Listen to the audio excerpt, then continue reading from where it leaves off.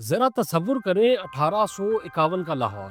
British government ने यहाँ अभी नया नया कंट्रोल संभाला ही था कि एक सख्त आजमाइश इस फौज पर आन पड़ी। ये थी हैजे की वबा।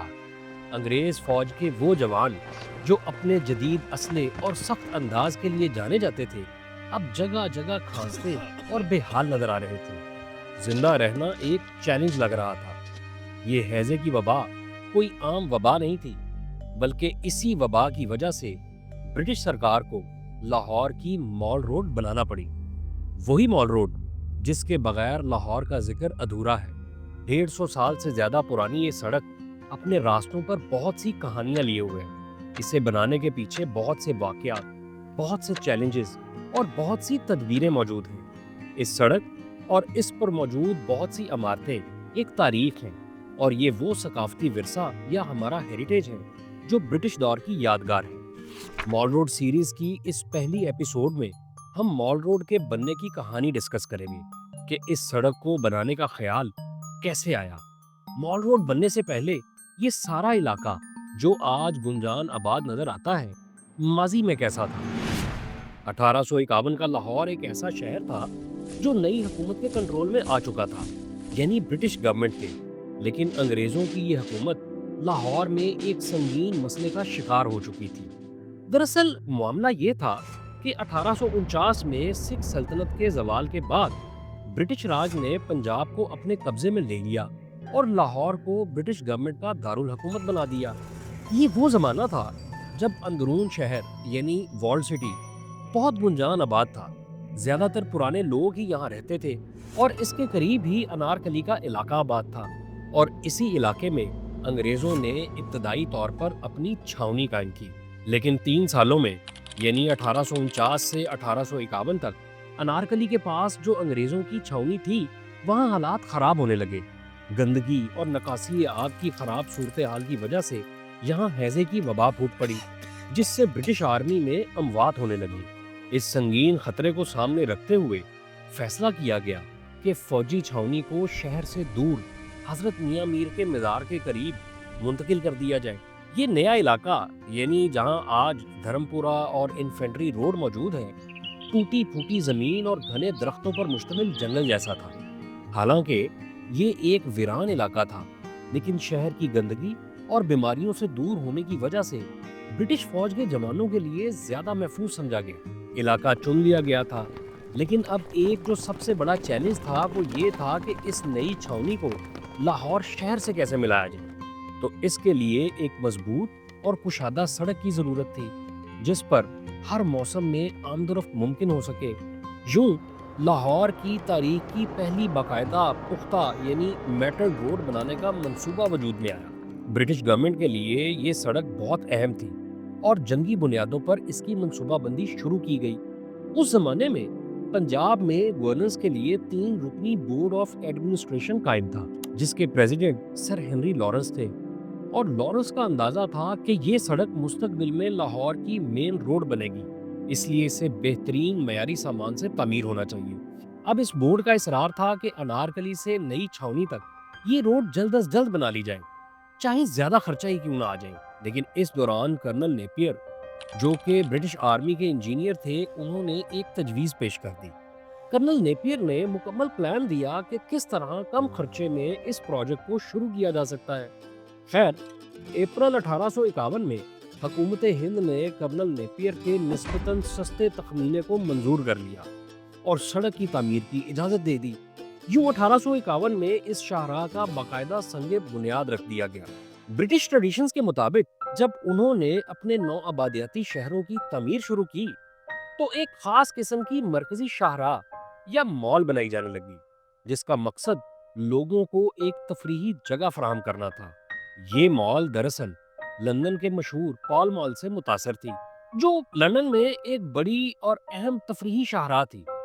लाहौर की इस नई सड़क को शुरू में आम तौर पर लॉरेंस रोड कहा जाता था, और फिर रफ्ता रफ्ता ये बाद में अवाम में मॉल रोड के नाम से मशहूर हो गई।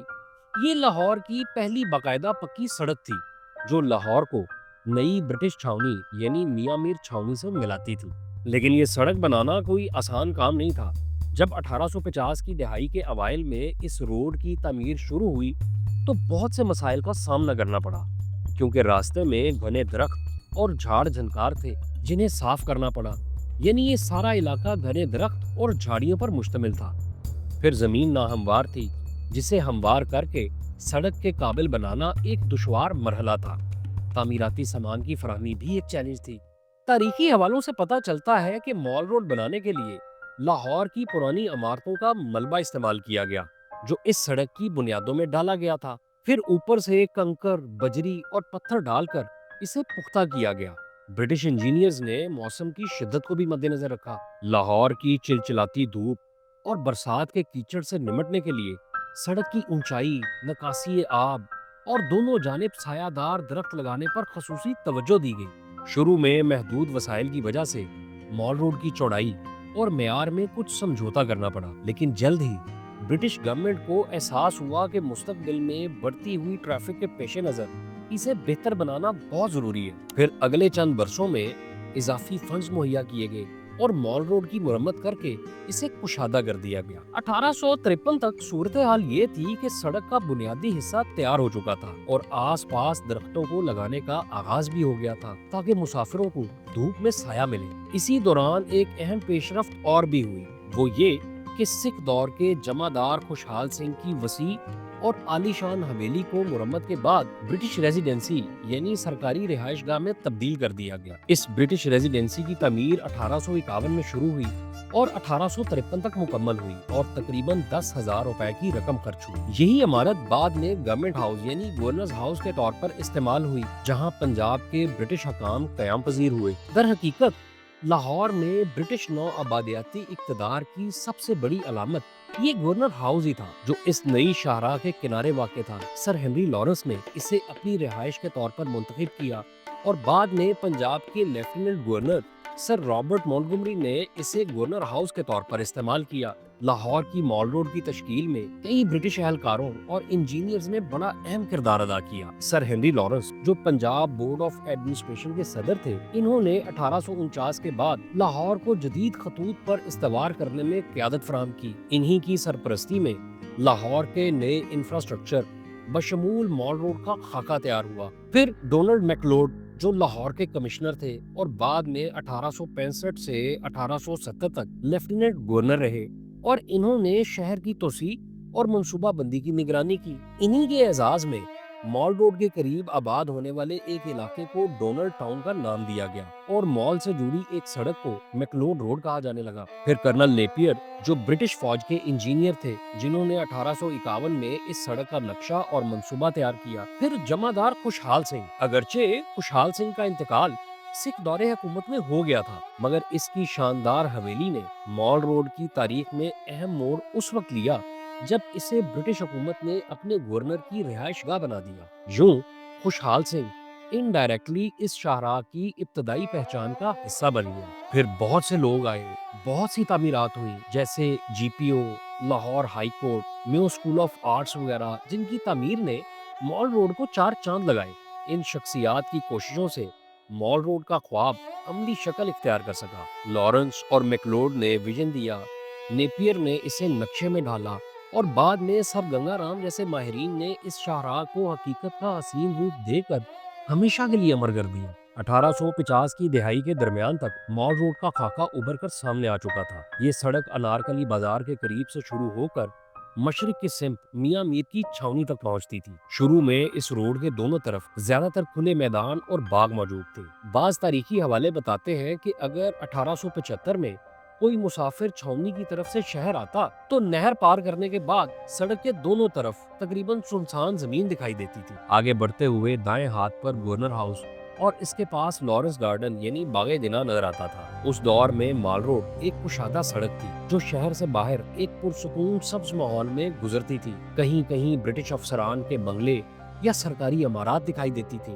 باقی فاصلوں پر کھیت یا باغ تھے۔ انہی برسوں میں میونسپل کمیٹی نے سڑک کے کنارے مزید درخت لگائے اور اسے باقاعدہ روشنی کے انتظام یعنی گیس لیمپ وغیرہ سے آراستہ کرنے پر بھی توجہ دی تاکہ رات کو بھی آمد و رفت میں سہولت ہو۔ اس طرح ایک دہائی کے اندر اندر مال روڈ لاہور میں جدید شہری ترقی کی علامت بن کر ابھرنے لگی۔ 1860 کی دہائی میں مال روڈ کی اہمیت اور بھی بڑھ گئی اور اس کی باقاعدہ توسیع و آرائش کا آغاز ہوا۔ 1860 کی دہائی کے آخر تک مال روڈ کے ساتھ مزید سہولیات بھی قائم ہونا شروع ہو گئی۔ مثلاً اس دور میں لاہور کا عجائب گھر وجود میں آیا۔ مجموعی طور پر ان 10 سالوں میں یعنی 1850 سے 1860 کے درمیان مال روڈ ایک مصروف مگر خوبصورت شاہراہ کی شکل اختیار کر چکی تھی، جس پر گھوڑا گاڑیاں، پیدل چلنے والے افسران اور مقامی باشندے یکساں دکھائی دینے لگے تھے۔ باغات اور درختوں سے گھری اس سڑک پر چلتے ہوئے لوگ یورپین سٹائل کے ایک نئے لاہور کا تصور رفتہ رفتہ حقیقت بنتا دیکھ رہے تھے۔ 1870 کی دہائی تک آتے آتے مال روڈ واقعی لاہور کی شہرک بن گئی۔ اس زمانے میں شہر کے مختلف حصوں کو مال روڈ سے جوڑنے والی کئی اہم سڑکیں تعمیر ہو چکی تھی، جن میں ہال روڈ، ایبٹ روڈ، میو روڈ، مزنگ روڈ اور ٹیمپل روڈ وغیرہ قابل ذکر ہیں۔ ان کنیکٹنگ روڈز نے مل کر مال روڈ کو پورے شہر کے ٹرانسپورٹ سسٹم کا مرکز بنا دیا تھا۔ 1875 کے نقشے کے مطابق اس وقت صرف ایک ہی اولڈ مال نامی شاہراہ تھی، جو ڈپٹی کمشنر کی کچہری سے ملتان روڈ کے چوک تک جاتی تھی، جبکہ موجودہ اوپر والا حصہ لارنس روڈ کہلاتا تھا اور براہ راست اولڈ مال سے جڑا نہیں تھا۔ اس دہائی میں سڑک کے کنارے کئی یادگار تعمیراتی اور ثقافتی اضافے ہوئے۔ اسی طرح لاہور میں صنعتی فنون کی ترقی کے لیے میو اسکول آف انڈسٹریل آرٹ کے قیام کی منظوری دی گئی، جس نے مال روڈ پر اپنی جگہ بنائی۔ یہی ادارہ آج نیشنل کالج آف آرٹس یعنی NCA کے نام سے جانا جاتا ہے۔ 1877 میں گورنمنٹ کالج لاہور کو بھی اپنے پرانے شہر والے کیمپس سے اٹھا کر مال روڈ پر نئی شاندار گوتھک طرز کی عمارت میں منتقل کر دیا گیا۔ یوں تعلیمی اور ثقافتی ادارے بھی مال روڈ کا حصہ بننے لگے۔ اس دوران مال روڈ کے ارد گرد بعض پرائیویٹ اور سماجی بلڈنگز بھی بننا شروع ہو گئی۔ 1880 اور 1890 کی دہائیوں میں مال روڈ اپنی پوری شان کے ساتھ سامنے آئی۔ اس عرصے میں شہر کی بیشتر مرکزی عمارات اس شاہراہ پر تعمیر کی گئی، جن میں بلدیہ کا ٹاؤن ہال، پنجاب کا چیف کورٹ جسے بعد میں لاہور ہائی کورٹ کہا گیا، general post office, Lahore museum کی نئی عمارت اور بہت سے اسکول اور کالجز وغیرہ شامل تھے۔ یہ عمارات زیادہ تر گوتھک یا انڈو سارسینک طرز تعمیر میں بنی تھی، جو برٹش اور برصغیری فن تعمیر کا حسین امتزاج پیش کرتی تھی۔ 1893 کے نقشے میں پہلی بار اپر مال اور لوئر مال کے نام استعمال ہوئے اور یہ دیکھا گیا کہ کس طرح انارکلی باغ کا بڑا حصہ سڑکوں اور عمارات کی نظر ہو چکا تھا۔ مال روڈ پر حکومت، عدالت، تعلیم، تفریح اور تجارت سے متعلق تقریباً ہر اہم ادارے کی عمارت موجود تھی، جو لاہور کو برِ صغیر کے جدید ترین شہروں کی صف میں لا کھڑا کرنے کے لیے کافی تھی۔ شام کے وقت برٹش افسران اور ان کے اہل خانہ گھوڑا گاڑیوں پر بیٹھے اس پرسکون شاہراہ پر سیر کرتے نظر آتے تھے۔ اسی طرح دوسری جانب مقامی رئیس اور تعلیم یافتہ طبقہ بھی ان باغات، کلبز اور عجائب گھر سے لطف اندوز ہونے پہنچنے لگا، جو مال روڈ کی زینت تھے۔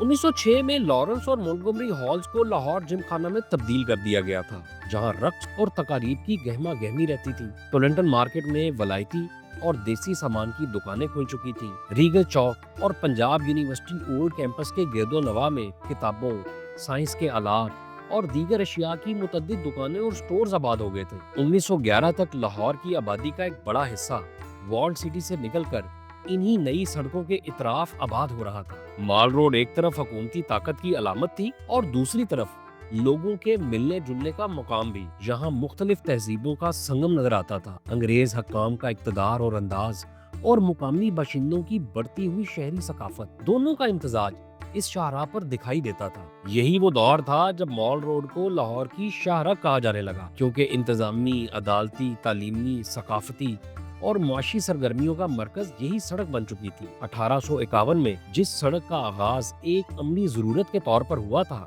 وہ رفتہ رفتہ لاہور کی شناخت بن گئی۔ برٹش دور کے اختتام تک یعنی 1947 تک مال روڈ شہر کے دل میں دھڑکتی ایک شاہراہ تھی، جو پرانے شہر کو جدید کالونیز اور چھاؤنی سے ملاتی تھی۔ آزادی کے بعد اسے شاہراہ قائد اعظم کا نام دیا گیا، لیکن آج بھی یہ روایتی نام مال روڈ سے ہی پہچانی جاتی ہے۔ 1.5 صدی سے زائد کا عرصہ گزر جانے کے باوجود مال روڈ لاہور کی سماجی اور شہری زندگی کا محور ہے۔ اس تاریخی سڑک کے دونوں جانب موجود عالی شان عمارات اور سرسبز درخت ماضی کی یاد دلاتے ہیں، اور دوسری طرف سڑک پر رواں دواں ٹریفک اور لوگوں کا ہجوم اس کے زندہ شہر ہونے کا ثبوت ہے۔ مال روڈ کی کہانی اس بات کی گواہ ہے کہ کس طرح ایک سڑک محض اینٹ، پتھر اور تارکول کا راستہ نہ رہ کر ایک پورے شہر کی تاریخ، ثقافت اور ترقی کی علامت بن گئی۔